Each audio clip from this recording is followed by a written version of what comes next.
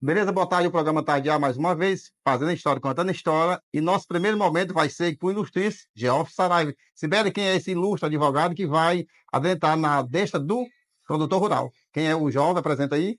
O Geoff Saraiva é advogado pós-graduado em Direito do Consumidor, com atuação em todo o país. Como o programa Tardear dá voz e vez, esse projeto chegou para a gente vai se adentrar nessa pegada do produtor rural, direitos e deveres, e como é que o produtor rural está amparado pela lei. Fique à vontade. É verdade, é importante, é um tema importante. Quando o Braga me fala sobre esse tema, eu pensei, rapaz, é um tema interessante de ser trazido, porque o Brasil é um país que produz muito, muitos grãos, muita pecuária, muito suíno, muita ave, né? Então, o produtor rural, ele ocupa uma parcela importante da cadeia produtiva, é uma área que emprega muito, paga muito imposto, obviamente, a presença do advogado, eu como advogado, é um, é um profissional que sempre está ao lado do produtor rural, objetivando trazer informações coerentes, ilustrá-lo e apresentá-lo sobre como funciona a prática do seu trabalho, a contratação de um funcionário, uma análise de um contrato, uma exportação de um insumo, de um item que ele produz, né? Então, o advogado ele tem essa função de resolver os problemas do homem do campo. E quando a gente fala homem do campo, a gente tem a imagem daquele homem antigo, aquela pequena propriedade rural, né? Que ele plantava para se sustentar, para comer, e hoje em dia isso existe, claro, obviamente, mas aqui no próprio estado tem grandes produtores rurais que faturam bilhões por ano, né? Então, assim, é um negócio extremamente lucrativo e que o advogado sempre está do lado, objetivando resolver os problemas desse profissional. Quais o desafio encontrado nesse contexto para documentar uma terra, ele vai adquirir uma propriedade, como é o primeiro passo, ele chegar a O, fazer? o desafio do produtor rural, basicamente, o produtor rural ele tem uma cultura, ele tem uma coisa que ele vai plantar. Então, dependendo do que ele for plantar, vou para a parte de grãos, vou plantar soja, vou plantar milho, vou plantar algodão, pertinho aqui de Teresina. Pertinho assim, de Teresina que eu falo, não é tão perto assim. Aqui na região da Bahia, ali, depois de Barreiras, nos Eduardo, entrando ali no Goiás, você tem grandes plantações de algodão, por exemplo, né? Aquela região ali de Roda Velha, que era chamada, chegando ali no Trevo, que entra no Goiás, depois no Distrito Federal. Não é tão longe, dá 1.000 quilômetros de Teresina, 1.200 quilômetros mais ou menos, mas tem muito algodão. Aqui pertinho, do lado do Maranhão, aqui próximo a Caxias, tem uma cidade de Buritiba, se não me engano, tem estrangeiro plantando lá. Aqui no sul do estado tem muitos. Então, assim, essa pessoa, quando ela vai ter uma cultura, uma plantação, os desafios são os desafios de uma empresa. Precisa contratar. Jota, como é que faço para fazer uma boa contratação? Como é que eu pago um funcionário? Como é que eu pago um bônus para ele? Eu tive uma super safra, eu vendi bem, faturamos bem. Eu quero agradar um tratorista, quero agradar um cara que opera uma máquina, um caminhoneiro. Jota, como é que eu faço para fazer a venda de um insumo? Aí eu preciso entregar uma carga no porto lá de estar aqui, em São Luís. Qual imposto eu pago, por onde que meu caminhoneiro vai, olha aqui ele. Recentemente chegou no escritório uma demanda interessante de um produtor rural, fez uma grande venda para uma multinacional de grãos, emitiu a nota fiscal e não recebeu o pagamento. Me procurou, você pensa que é uma coisa que não ocorre, né? Mas ocorre. Ele fez a venda, entregou, não recebeu o pagamento, houve retenção por conta de uma multa de um contrato que não foi concluído, anterior. Na verdade, o contrato não foi nem assinado pelas partes, ou seja, não existia um contrato, houve a retenção do valor dessa carga, mais de R$ 1 milhão, e aí ele me procurou com uma situação delicada, fez a emissão das notas, entregou o produto, plantou, trabalhou, hora do lucro, né? E aí me prestou a nota e não tinha assinatura do recibo. Eu tive que orientá-lo sobre o procedimento de entrega. Então, assim, existem muitos procedimentos que exigem do homem do campo. E aí, o advogado entra com um aspecto jurídico criativo para resolver esse gargalo. E é tão importante perseguir todo o insumo que chega à nossa mesa vem do campo, né? Mais uma forma de a gente valorizar e ver, dar esse suporte passo a passo, né? Tudo que chega à nossa mesa vem do homem do campo, né? Então, arroz, o milho, feijão, o alface, o tomate, enfim, a lista é imensa, né? E o Brasil ele se destaca nisso. Por sorte, nós temos um acesso ao produto, ao alimento. O Brasil sempre está na moda em vários mercados, como mercado emergente, por conta disso. Apesar de muita gente falar que o custo do Brasil é alto, o que é o custo do Brasil alto? A questão dos encargos trabalhistas, a questão dos encargos tributários. O homem do campo paga muito imposto, mas é muito imposto mesmo. E, em muitas situações, o homem do campo ele é injustiçado. O agro é mau, o agro maltrata, o agro destrói a natureza, quando, na verdade, se você for analisar, tirando a emoção pelo aspecto da razão, muita gente fala mal de grãos transgênicos, né? Vamos pensar aqui, Será se não fossem os melhoramentos genéticos que existem hoje, a gente teria alimento para todo mundo?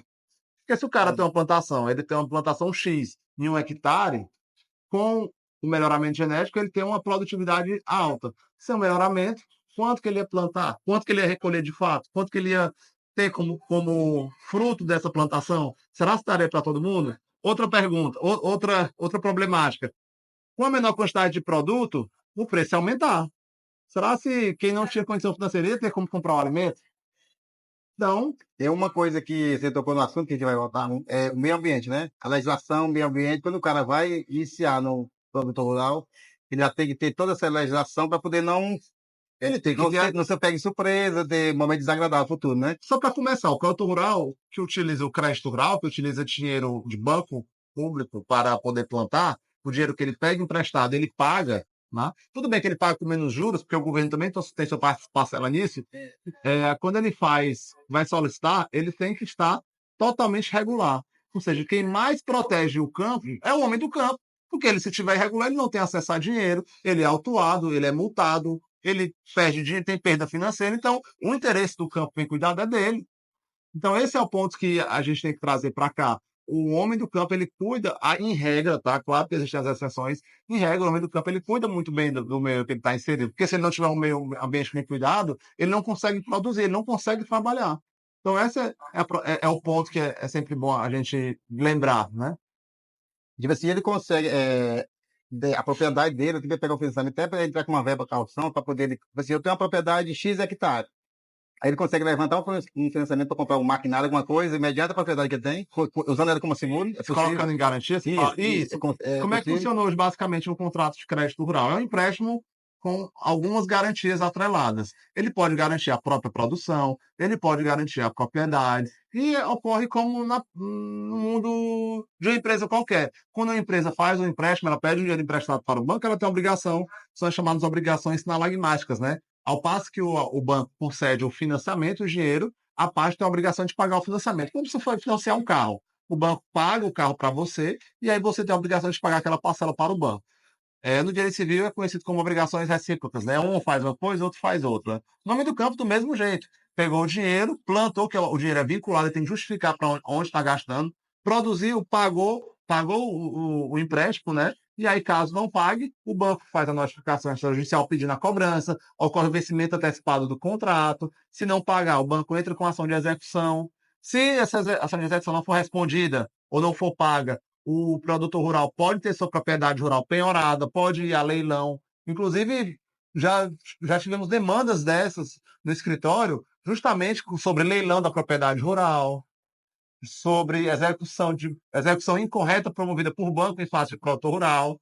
É um dos nichos bem emocionantes que eu atuo no escritório junto com minha equipe, porque você consegue trazer uma satisfação para o produtor rural quando você consegue empregar a inteligência jurídica ao problema que te é posto. Porque muita gente pensa que o advogado é aquele profissional um pouco distante, um profissional complicado, fala rebuscado, tem uma linguagem complicada, mas quando você vai pensar no aspecto prático do ofício do advogado, é aquele cara que resolve problemas. Ele resolve os problemas que são apresentados, de qualquer área. Tem um criminalista que resolve problemas criminais, de pessoa que pode ser presa, ou pessoa que está presa. Tem o escritório, nossa situação é 90% de direito civil, disputas contratuais, disputas possessórias, disputas bancárias, que são disputas relevantes. Aquele advogado que atua com aposentadoria, o previdenciarista, ele entra com processo contra o INSS, contra algum órgão público, pleiteando uma aposentadoria, uma pensão. Imagine o seu Raimundo era casado com a dona Maria. O seu Raimundo falece e a dona Maria não era casada, ela morava junto com ele há, sei lá, 50 anos. Se ela for pleitear uma pensão por morte, talvez ela tenha essa pensão negada. E o profissional que vai atender, buscar essa pensão, esse direito dela é o advogado. Por isso que o advogado é um profissional de meios. Eu sempre falo para os meus clientes, quando me procuram, já para certeza, você garante que vai dar certo? Olha, o advogado é aquele cara que pede. Ele sempre pede algo para a justiça, ou para o magistrado, ou para um servidor público, se for uma demanda administrativa. E a função do advogado é pedir. Eu falo, eu consigo fazer o pedido, justificar o meu pedido com o melhor direito possível, mas, de fato, quem vai julgar é o magistrado. Mas, por sorte, caso não seja possível, no primeiro grau, temos o segundo grau, temos os recursos, e é isso que o advogado deve ser. Ter um bom conhecimento jurídico, para buscar resolver o problema do cliente.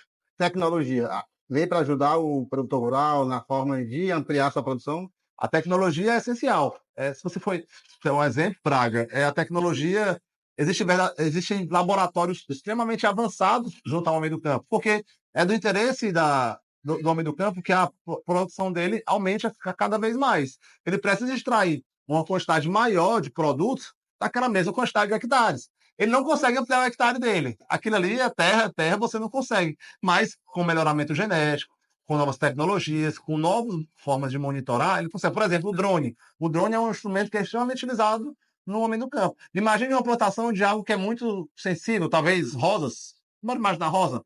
Você imagina um trator passando no meio da rosa, jogando, pulverizando? Vai estragar a rosa, né? Complicado. Qual é a solução? O drone. O drone que pulveriza. Ele vai voando baixinho, joga o produto, e aí ele consegue que a produção dele possa crescer e não ocorre a destruição da cultura, ele não tem perda. Ou seja, a tecnologia está aí para salvar o meio do campo, né? E hoje, com a tecnologia, ele consegue ter uma melhor produtividade, maltratar menos a natureza, consegue entregar um resultado melhor. Até fazer um projeto de irrigação, né? Um local que ele precisa irrigar a propriedade, ele pode fazer um sistema computadorizado, né? De onde ele está, ele vai conseguir fazer o trabalho à distância, né? Ele consegue mapear onde é. Por exemplo, antigamente muita gente utilizava. Como é que você fazia uma visão aérea de uma propriedade rural? Com avião, com helicóptero? Hoje o drone já consegue fazer isso. Quanto é que custa um avião? Sei lá, R$ 1 milhão. Quanto é que custa um drone de monitoramento? Só para passar por cima? R$ 10 mil. Ou seja, olha. É mais em conta, né? Claro que o avião não leva uma pessoa, o drone não leva uma pessoa, mas ele consegue monitorar, consegue olhar, consegue fazer tudo isso, graças à tecnologia que a cada ano vai melhorando. Financiamento. Para quem está chegando agora, se o cara não tem capital, ele quer investir, quais os meios mais fáceis de financiamento que está disponível para o homem do campo, produtor rural, de forma geral. Em regra, o homem do campo ele tem. Existem vários tipos de produtos bancários hoje disponíveis ao homem do campo. Tem um crédito bancário, que é um dinheiro vinculado, como eu falei, que ele tem que utilizar eminentemente na produção. Existem os empréstimos com garantia, que tem a taxa de juros menor. Existem os empréstimos sem garantia, aquele que você vai no banco, pega o dinheiro, não precisa dar nada, melhor assim dizendo, a grosso modo, que as taxas cobradas são bem maiores, porque o banco não tem garantia do que vai ser apresentado. Existem as garantias duplicadas, existem as garantias recebíveis, existe o contrato barter, que é um contrato relativamente novo, mas existe há muito tempo através das trades, que você compra uma coisa com soja. Existe isso já. Existem algumas concessionárias ali de veículos do norte, leste, da parte oeste do Brasil, centro-oeste, melhor dizendo, que você consegue comprar carro da Toyota fazendo um contrato barter, dando 500 sacos de soja. Com garantia, né? Você consegue. Não dá para comprar. Você compra você compra com a sua carga. Aí tem as trades que fazem essa compra, fazem a guarda. Tem o silo, tem um cara que só tem o silo para armazenar a carga. É um mercado assim fascinante. Chegou umas perguntas, depois a gente vai entrar na área do seguro de proprietário. Mas chegou umas perguntas para a gente. Grileiro de terra. Eu tenho uma propriedade X, um estimamento de mais 100 hectares. Aí tem um vizinho começar. Eu vou tirar minha cerca, eu vou botar para dentro. Aí Começa vai a crescer a cerca. aí fica assim, o famoso grileiro. Ainda tem muito, como é que se para poder incentivar esse povo hoje? Existem duas formas. As formas ilegais, eu não vou falar aqui, mas todo mundo sabe como é que funciona, a disputa de briga, ameaça, enfim, e as formas legais, que é por meio do direito. Por meio do direito é por meio das ações possessórias. Tem as ações que ajudam você a defender sua posse. Tem o esbulho possessório, tem a ação reivindicatória, tem a possibilidade de desapropriação, tem as ações chamadas ação de obrigação de fazer. Só que para isso, eu vou dar um passo anterior, é importante que o produtor rural esteja organizado na sua propriedade. Não é difícil ocorrer, Braga, a pessoa tem a propriedade rural, está extensa, e ele não tem essa propriedade organizada. Ele não paga os impostos, ele pode perder ela também, não pode? Não vou falar nem no aspecto dos impostos, estou falando do aspecto documental. Ele não tem escritura, não tem matrícula, é matrícula sobreposta, é uma escritura totalmente desatualizada. Essa terra, por vezes, ele só tem um contrato de compra e venda, ele não paga o ITR, ou seja, é porque é cultural. Patrimônio gera custo. Você tem algo, é caro. Tem uma série que eu gosto, né, eu já assisti ela não acho que é na Amazon. Amazon Prime, né? E tá passando na Netflix agora, que é Yellowstone. Ela fala do Rancho Dutton. Você já assistiu aí, meninas? Yellowstone? Já assistiu? Não. É massa. Ele tem uma fazenda muito grande, que é um rancho, lá uma propriedade, e a grande briga dele é para proteger a propriedade dele de pessoas que querem tomar.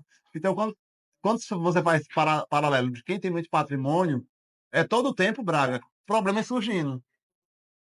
Imposto para pagar, pessoas querendo tomar, pessoas querendo crescer o patrimônio dela através do seu patrimônio, aumentando as dimensões da sua propriedade. Ou seja, é todo tempo você tendo que lutar com isso.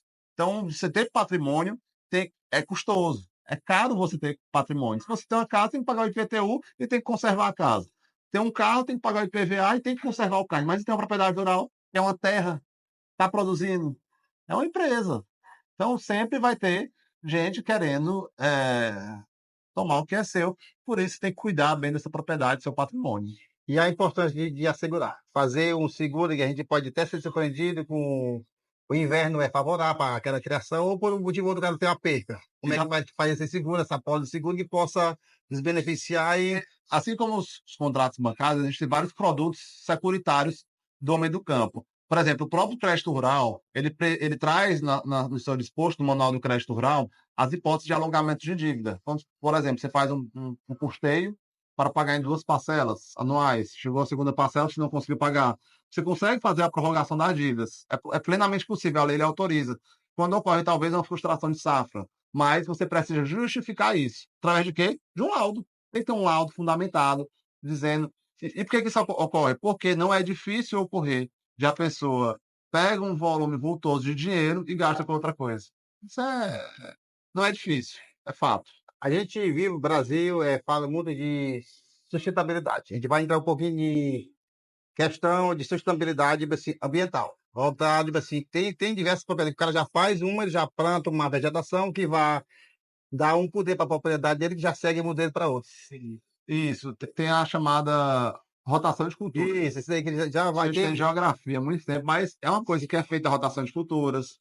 Tem a questão também da área de reserva. O Tem cara vai fazer um reflorestamento, né? Onde ele derriba uma árvore, ele planta 20 ali para suprir aquela demanda. como é que eu te falo? É o cara que ele compra uma área só para não mexer. Ele tem 2 áreas. Uma área ele quer usar toda. Aí ele comprou outra terra só para poder fazer a supressão correta, para justificar a supressão da área interior. Isso é possível. Você consegue fazer isso, entendeu? Visando, obviamente, preservar o meio ambiente. O nosso estado ele já está despertando interesse para outros pessoas que moram fora, qual a cultura que está mais rendendo, além de agronegócio, de conhecimento, dentro do seu contexto, o que mais rende hoje? Além da soja, daquele gado, uva, que tem soja, né? A soja é campeã. Sabe o que, Braga? A soja é uma demanda infinita. Você plantou, vendeu. Plantou, vendeu. Não Tipo, dos meus clientes que eu atendo, nenhum consegue estocar soja. Plantou, vendeu. É um produto que a demanda é infinita, porque é mundo. Você vende para o mundo todo. A soja você faz muitos produtos. Então é um negócio que não acaba. O milho também planta bastante, mas a soja ainda é disparado.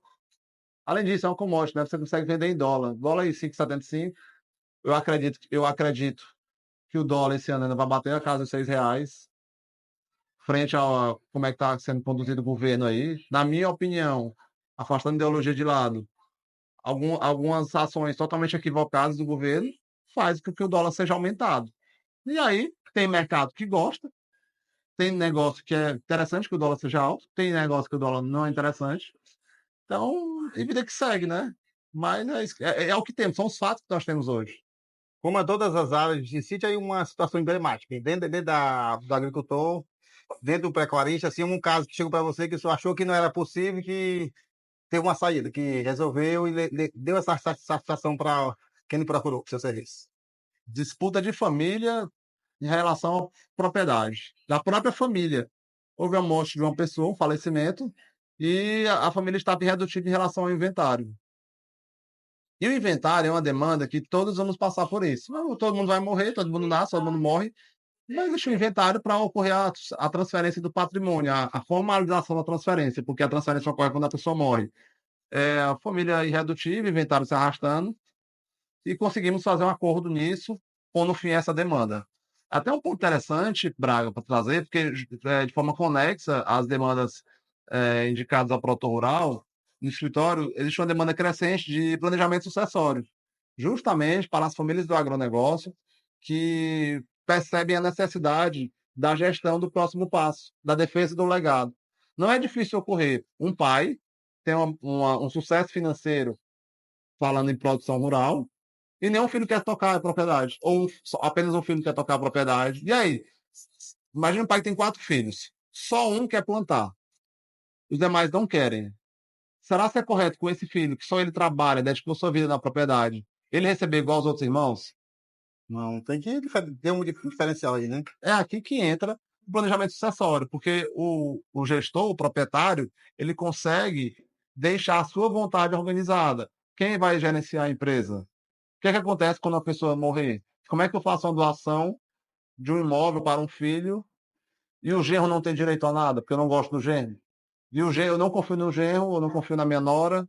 Como é que eu faço para doar um patrimônio se essa pessoa tem acesso? Então, assim, são problemáticas que vêm surgindo e vem crescendo continuamente no escritório essa área de atuação, que é bem interessante, que é justamente para fazer que o produtor rural tenha a sua vontade respeitada e, acima de tudo, o seu legado.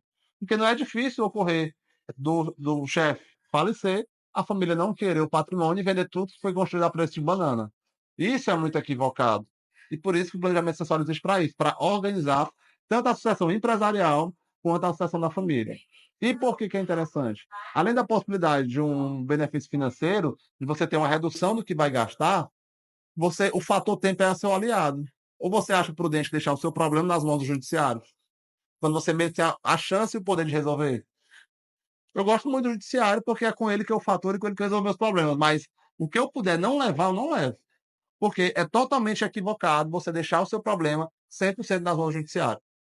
Não que o judiciário não seja uma solução, mas porque o judiciário também padece da morosidade, da demora na resolução de um conflito. E aí, será que é justo com a família estar litigando 10, 12, 15 anos para resolver um problema que poderia ser resolvido de forma prévia, bastando bom senso? Então, essa é a problemática, esse é o desafio. E, tipo assim, é aquele caso que mais lhe deu sucesso. Vamos fazer o inverso agora. Dentro do meio rural, tipo assim, que foi um sucesso pleno, que você resolveu o inverso que eu estou falando agora. Seja o inverso. Para mim, sucesso Pleno, dentro assim que você. financeiro, você fala? Financeiro, em todo sentido, que teve um retorno bacana mesmo. Dentro desse meio. Revisão de contrato. O cara estava devendo aí alguns milhões para o banco, ingressamos na execução, foi feita uma defesa e foi apontado que o banco estava cobrando muito em excesso. Muito. O banco perdeu, teve que devolver dinheiro para o cliente. Muito dinheiro. E eu ganhei também. Obviamente que o advogado ele ganha quando o cliente ganha. Se você está ganhando 50, 100, 200, 1 milhão, 10 milhões, é porque certamente o advogado resolveu um problema bem maior. E a função é como eu falei, voltando para o início. A função do advogado é resolver problemas. Se o advogado não se presta a resolver problema, a atender bem, a ser claro com o cliente, talvez ele esteja na profissão errada. Antes de nós finalizar, deixa um conselho, baseado em tudo que nós conversamos, para quem quer investir nesse meio rural, que é possível fazer a coisa certa, procurando doutor Gel. É um meio muito lucrativo, o mercado é gigantesco, eu não consigo nem falar aqui nessa vídeo sobre as possibilidades, porque existem várias possibilidades para se faturar, mas tem que ser vista como uma profissão e não como um trabalho que você trabalha de vez em quando, é um sítiozinho que vai dar. Não, você tem que dedicar tempo nisso. Como todo negócio, leva tempo. Eu mesmo, eu sou advogado, trabalho todos os dias da semana. Não tiro férias, tudo bem que eu viajo com minha família quando eu posso, mas eu não tiro férias, eu trabalho no sábado, eu trabalho no domingo, eu trabalho no feriado. Mas eu faturo bem. E é isso. Você fatura o seu sucesso está atrelado aos problemas que você resolve, à satisfação do cliente e à velocidade que você resolve seus problemas. Então, é isso. O conselho, quem quer investir, legaliza também a propriedade, né? Quem quer investir, legaliza a propriedade, legaliza sua vida empresarial, tenha em mente o que é que você vai, de fato, empreender, faça investimentos corretos e trabalhe duro, que é possível, sim, trabalhar empreender. Até Peste Teresina está crescendo muito turismo rural. Está crescendo muito plantação de grãos em pequena escala. Aqui no Maranhão, a menos de 150 quilômetros, tem muita soja, tem estrangeiro plantando, como eu falei. Ou seja, eram terras até então, Braga, que ninguém olhava para elas, e hoje são terras extremamente produtivas. Tudo fecha e pode, né? Terras maravilhosas, planeadas, sabe? Coisa fantástica. Coisa. Você fica surpreso. Você vai sair aqui em Teresina pelo Timon, vai pela estrada do Baú, chamada. Cara, de um lado e de outro, plantação. Antigamente, nem passava carro por lá porque ninguém ia, era isolado. Hoje em dia, já tem gente plantando, faturando bem próximo de Teresina. Então, assim, esse é o poder. E aí, obviamente, com o tempo, geração de renda, riqueza, emprego, serviços melhores vão chegar. Teresina é beneficiada porque quem planta precisa ter uma base próxima à cidade, ele vem com a família, ele vem gastar dinheiro em Teresina, ele compra bons serviços, ele contrata bons profissionais, contrata advogados, vem para médico, o filho estuda em bons colégios, e assim tem a capacidade de modificar o meio, né? E, tipo assim, o cara tem que se preocupar com a roda de equação do material, né? Se onde é que vai passar, tipo assim, plantou, onde é que vai fazer transportar, né? Isso aí é uma do primordial. Onde é que ele vai, para quem vai vender? Para quem vai vender. Não é difícil arrumar comprador, porque, como eu te falei, a demanda é infinita. Mas, por exemplo, Porto de Itaqui aqui do lado de São Luís, sei lá, de Caxias para lá dá 300 quilômetros, talvez. É muito perto. É muito perto. Tem outro cliente que eu atendo lá no Mato Grosso, do lado de Porto Alegre do Norte, como é o nome da cidade, meu Deus. Do lado de Porto Alegre do Norte é Confresa. Eles mandam a carga para Belém, 1.000 quilômetros de caminhão. É o chamado Cinturão Verde, a nova rota verde aí do agro. Uau, fantástico. Isolado, mas crescendo. A cidade está sendo construída no aeroporto com pista asfaltada e balizamento noturno, ou seja, tudo por conta da movimentação do agronegócio. Nosso tempo está finalizando. Você pode conceituar o serviço que você oferece no seu escritório e como é que acha, doutor Sarai? Como é que acha? Além do Instagram, que você é muito ativo na rede social. O meu Instagram, pessoal, é bem movimentado. Eu tenho um canal no YouTube também, que é o Geoffrey Saraiva. Esse canal é antigo, ele deve ter talvez uns 8 anos. Meu canal é monetizado, inclusive, acredita? Eu vi lá, tem mais de 200 views, um lá, e aquele lá que mostra umas comidas também tem outro. Tem. Não, mas o YouTube, eu tô falando, o YouTube é monetizado. Então, é só colocar meu nome no Google. No nosso escritório hoje, eu acredito que seja o escritório que tem a maior presença digital do estado. Tem TikTok, tem Kawaii, tem YouTube, tem Instagram. Enfim, tem muita produção de conteúdo, que eu gosto muito de produzir conteúdo informativo, trazendo conteúdo explicando o direito, explicando a situação.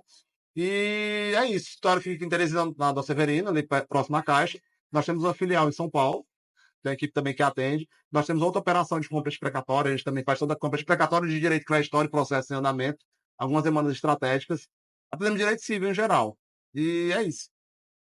Pois nossa primeira pauta não podia ser melhor. Então, muita informação com precisão. O programa está aí, só tem a agradecer. Se tirar um tempinho nessa vida corrida, que já foi terceira vez nós temos uma tentativa, não foi tão fácil. É verdade. Você estava de mudança, estava viajando, os afazeres, a gente respeita. Assim, só tem a agradecer. Cadê minha caneca? A caneca está aqui, a gente vai. Tá vindo um seguidor, chega para cá, Paulo. No meio da entrevista, pega a caneca do Paulo, bem em cima. Aqui não está. O seguidor que está com a gente sempre. E é um flamenguista que vem receber com a gente. Tá fora bem, que não tem nome. Chega pra cá. A gente vai. Abre a sua. Isso aqui, tomar um café. Eu passo tomando café. E a gente vai. Passa por aqui, ó. Esse ilustre aqui tá sempre com a gente. Assiste aqui, ó. E não é flamenguista. Olha aí. Rapaz, bacana.